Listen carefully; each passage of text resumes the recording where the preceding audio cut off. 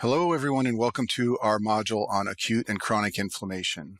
In the video on inflammation principles, I talked about how there are two subtypes of inflammation. The first one is acute and the second is chronic inflammation. Acute inflammation generally has a rapid onset, such as minutes to hours, and resolves quickly, usually within a couple of days. In contrast, chronic inflammation can last weeks, months, or even years. So in this video, we'll talk about some details of what makes up acute inflammation versus chronic, what cells are involved, and how the two processes play out. We'll start with acute inflammation, and it's high yield to know that acute inflammation is part of innate immunity.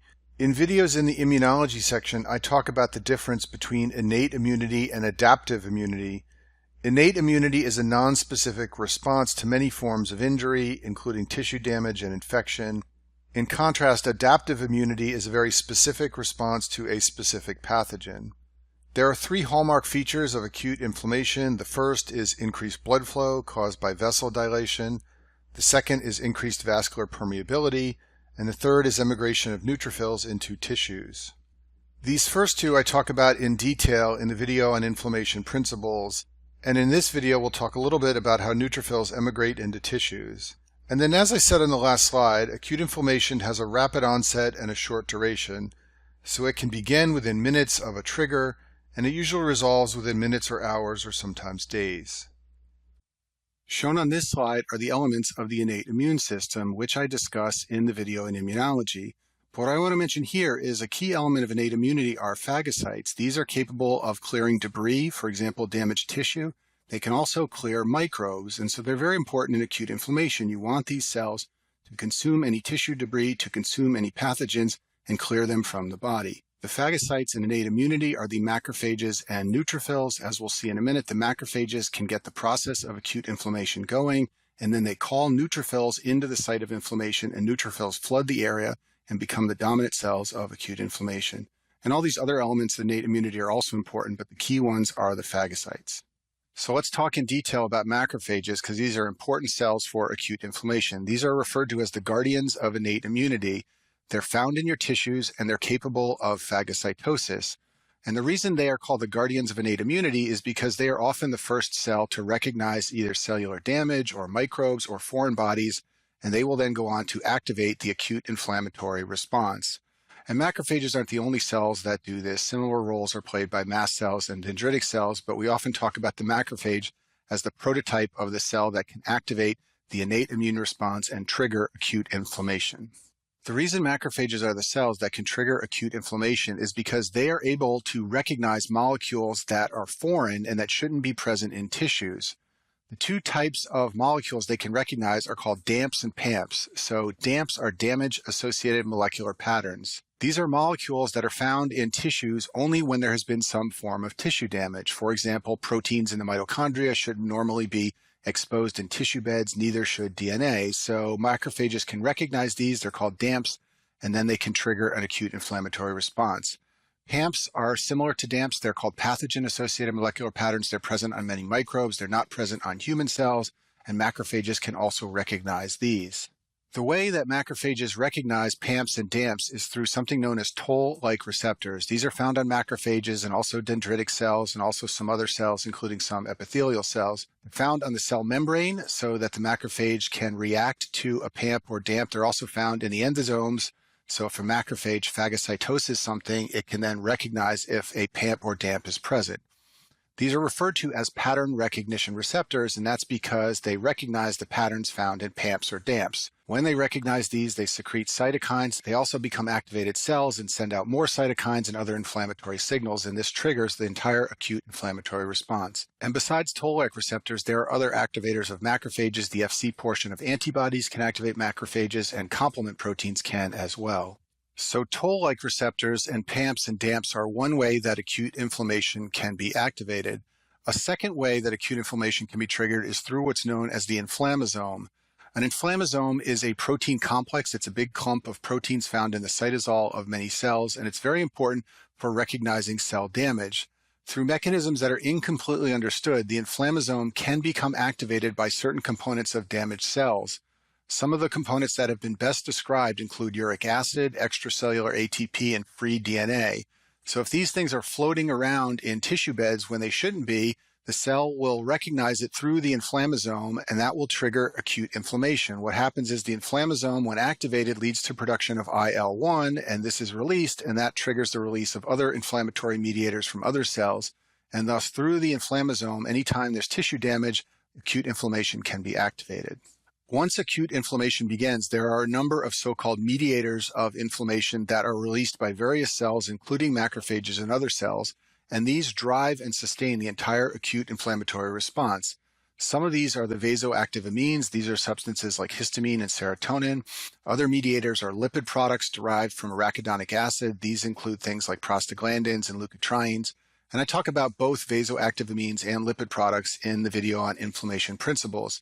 And then finally, complement is also an important inflammatory mediator, and I talk about that in the complement video in the immunology section.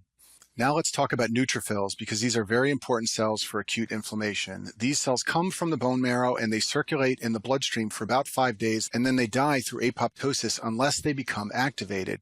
If they are activated by some of those inflammatory mediators, then they can be drawn from the bloodstream to sites of inflammation.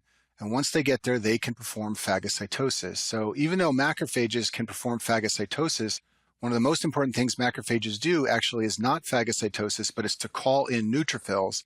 Neutrophils are like the on-call team for inflammation, and they will rush to tissue sites and provide extra support in terms of phagocytosis when there is dead tissue or some sort of pathogen. The process by which neutrophils exit the bloodstream to enter tissue beds where inflammation is occurring has been well described in the basic science literature.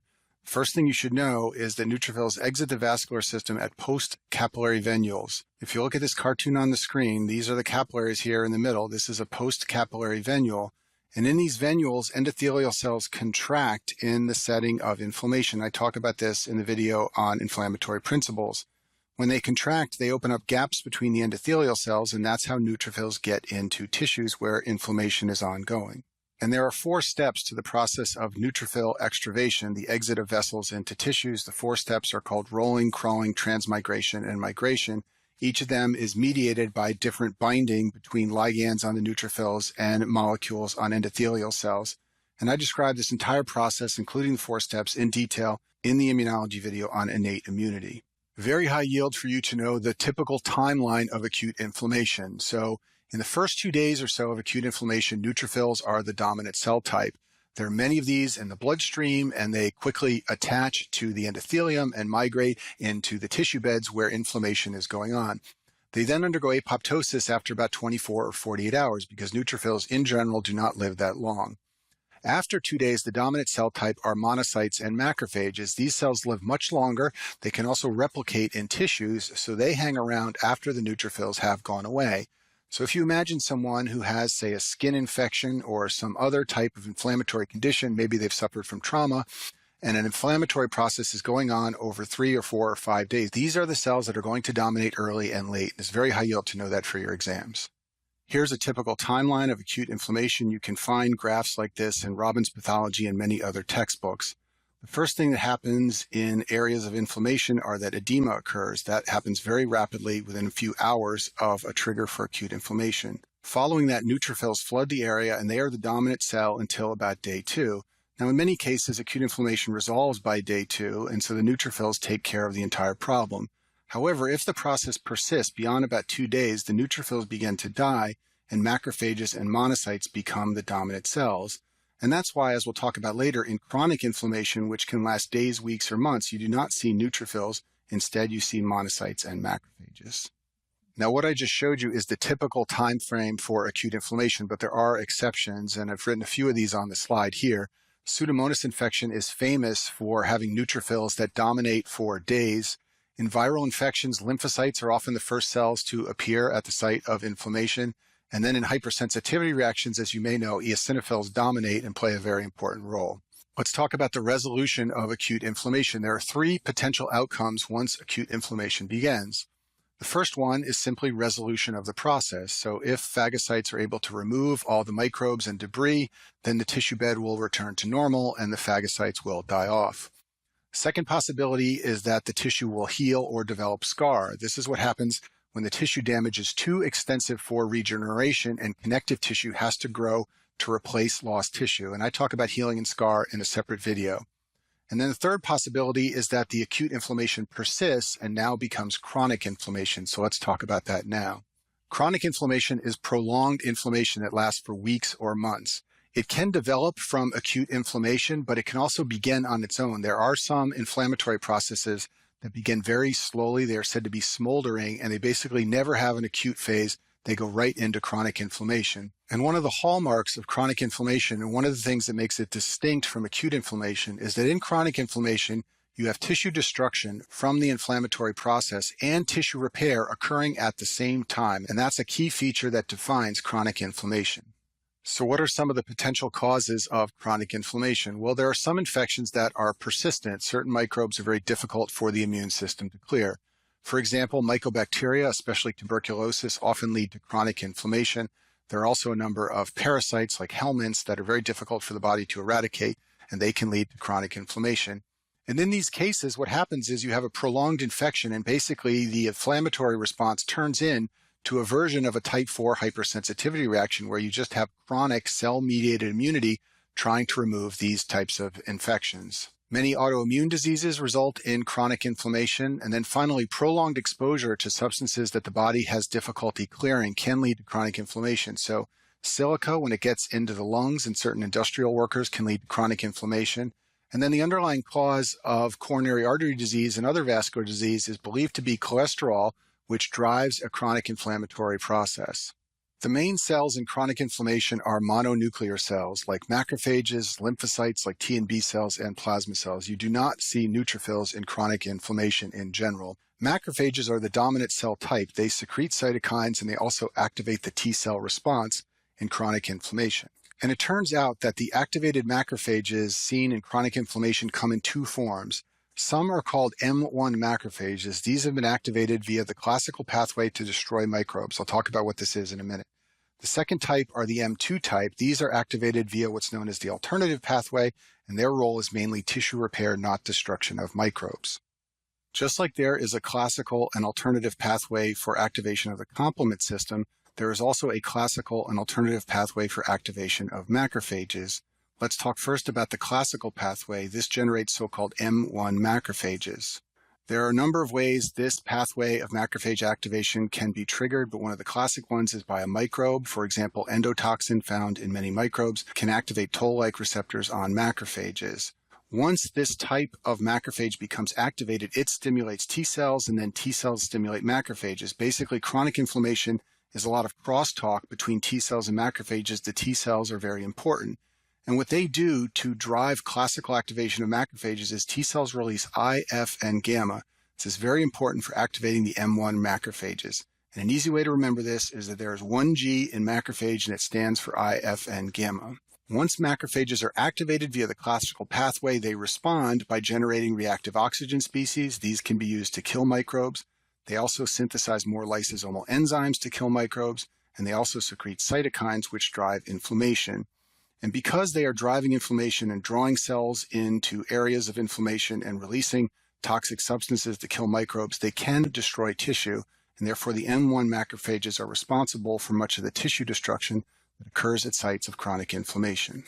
The alternative pathway of macrophage activation leads to so-called M2 macrophages.